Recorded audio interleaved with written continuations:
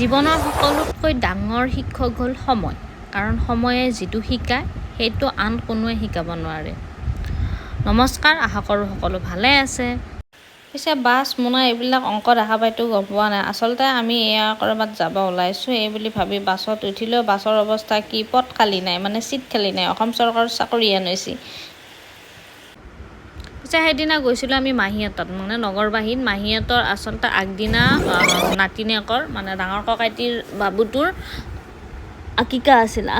আকিকা আছিল আগদিনা, কিন্তু আমি গ'লোঁ পিছদিনা। যিহেতু শনিবাৰ আছিল, বহুত কিবা কিবি অসুবিধা আছিল কাৰণে আমি পিছদিনা গ'লোঁ। এয়া আচলতে নগৰবাহী আগত নগৰবাহী হৈ থকা নাই, বহুত প্ৰগ্ৰেছ হৈছে। এয়া আমি গৈ পালোঁ, গৈ পাই আলহীৰ ঘৰত যায় আপোনালোকে যিটো কৰে আমিও সেইটোৱে কৈছোঁ। চাহ পানী খালোঁ, কিবা কিবি খালোঁ, খাই কেনে এয়া অলপ ফুৰিলোঁ। পিছফালে পুখুৰী আছে, পথাৰ আছে, মাহীহঁতৰ এইবিলাক চালোঁ, সেনেকুৱা আৰু।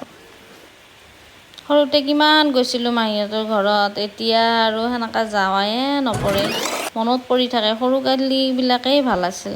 পিছত অহাৰ পৰত আৰু মাহীয়ে এইটো দিম সেইটো দিম বুলি কৈ কিমান যি টোপোলা বান্ধি দিছে। তাৰপিছত এয়া হ'ল নগৰবাহীৰ মাজাৰ, লগত মাদ্ৰাছা আছে, তাতে অলপ ৰ'লোঁ, ৰৈ কেনে আহি আছোঁ। আচলতে যিমান কিবা কিবি থাওক, অভিমান থাওক, কিন্তু মামা মাহীহঁতৰ ঘৰত যোৱা ফিলিংছটো বেলেগ ধৰণৰ।